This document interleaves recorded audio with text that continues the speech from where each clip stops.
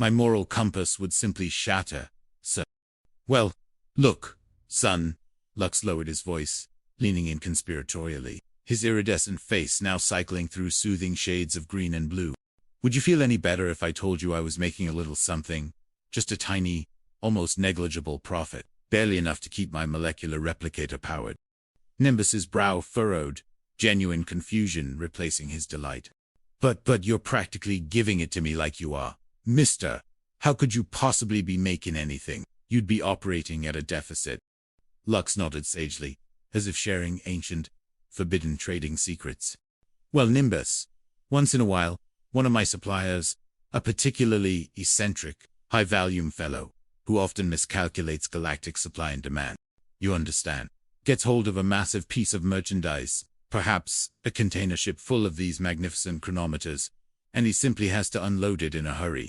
He's, shall we say, overstocked, massively, tragically overstocked, and Lucky Lux is merely here to facilitate a quick, discreet inventory reduction to help a friend in need. Nimbus's eyes lit up with immediate, profound understanding. Oh, you mean he's overstocked? You back home on Starlight Sanctuary, at the hydrofuel station where I worked. Sometimes we'd get overstocked on fusion cells for the orbital moon, and then we'd have to run a sale to clear out inventory before they became obsolete. Oh, I just love a good sale. It's so efficient and so beneficial to the consumer. Lux chuckled, a dry, almost mechanical sound that resonated like credits dropping into a vault. Yeah, whatever you want to call it, son. This is the opportunity of a lifetime, a fleeting moment of astronomical good fortune. And it would just break my heart to see a deserving serviceman like yourself pass it up. A man serving the galaxy with such distinction. You deserve a little luxury, a little reward for your tireless efforts, and a perfectly good chronometer at a bargain price.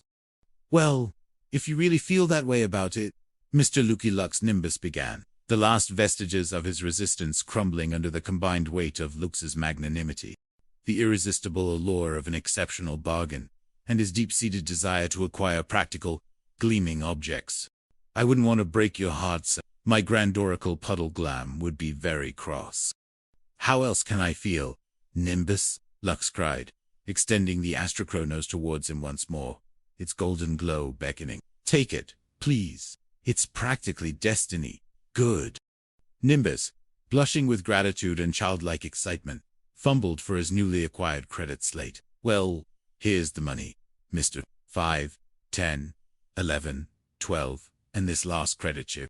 It's 13 credits total. A small overpayment for such generosity. You can just keep the change for being so kind and so understanding of my budgetary concerns.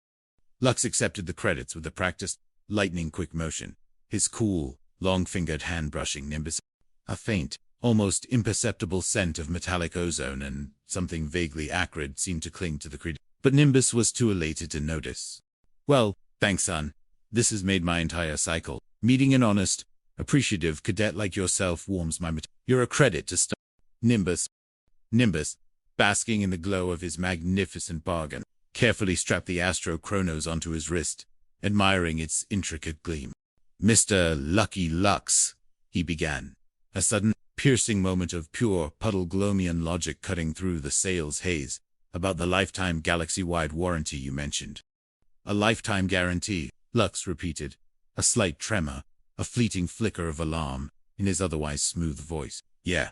What about it, Nimbus frowned, his brow furrowed with genuine concern for Lux's generosity. Well, for what you charged me for the watch, Mr.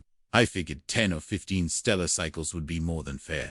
Giving a lifetime guarantee on a 12.95 credit chronometer, especially a molecular movement one, seems like a poor business decision, sir. You shouldn't have to guarantee it for my whole life. That's just too much. You'll lose all your profit. Lux stared at Nimbus for a long moment, a peculiar, unreadable flicker in his multifaceted eyes before his thin smile snapped back into place, brighter and wider than before. A happy afternoon to you, Cadet Puddleglom. May your chronometer bring you joy for an eternity. I shall consult with my actuaries about my warranty policy. Perhaps you are right. Young one, you have taught Lucky Lux a valuable lesson. He turned quickly, almost vanishing into the throng of the asteroid bazaar, a fleeting, shimmering blur of iridescent light, leaving Nimbus standing alone, happily admiring his spectacular, impossibly inexpensive new chronometer, Hydra slippers completely forgotten. Chapter 3. Creus Rix's Rage in the Radiance of Deceit. Back on Skag-7, Star Sergeant Creus Rix was teetering perilously on the precipice of a full-blown stress implosion. The remaining inventory reports from the earlier encounter had not only failed to diminish, but had mutated into a particularly virulent, self-replicating strain of bureaucratic nightmare. Each data slate seemingly spawned two more the moment he processed one, like some insidious digital amoeba. His community buzzed incessantly with a maddening symphony of urgent requests for clarification, draconian demands for immediate action, and cryptic, meandering messages from officers who clearly had far too much free time on their hands, and a enjoyment of generating additional paperwork. The mere sight of his community sent shivers of dread down his spine. "What is it, Creus grumbled, not even bothering to look up from the data scroll that currently held him hostage, as Nimbus's familiar, earnest shuffle and faint, tuneless hum approached his desk. He was trying desperately to catch up on this paperwork, before he was consumed by it entirely, buried beneath a mountain of glowing documents, never to be seen again. "I'm trying to catch up with this paperwork. My very sanity depends on it." "What? Pray tell. Do you want this time, cadet?" Nimbus's cheerful demeanor, however, remained utterly undimmed, a beacon of bewildering positivity in Creus's stormy world. "Oh, I just thought I'd stop by and kill some time, Sergeant. I've finished my letter to Grandorico Poodleglom, and it seemed a shame to waste daylight hours. See if you needed any help, perhaps some light organizing. I excel at numerical order, you see." "Well, kill it somewhere else," Creus barked, slamming his fist on the desk with a reverberating crash that made the Kumane jump. "I gotta clear all this up before I can get out of here and maybe get a moment of peace. A single moment of glorious, uncomplicated silence. So, beat it, dismissed, vanish." "Well, maybe I could pitch in and help," Sergeant Nimbus offered, completely unperturbed by Creus's volcanic outburst. "I got plenty of time now that I finished my letter to Grandor. By the way, included a very detailed accounting of the mess hall crew, in case she's concerned about my caloric intake, and I'm quite skilled at cross-reference." Creus rubbed his temples, which were now throbbing in sync with the high-pitched hum of the academy. "You got your Liberty Pass? Use it. Go into Zenith City to a Hollywood movie palace someplace. Immerse yourself in the drama of galactic fiction. Just get out of here before I designate you as a biological hazard and cordon off my office." "Right, Sergeant," Nimbus said, saluting with an almost unnatural crispness for him. "But before I go, Sergeant, would you happen to have the right time?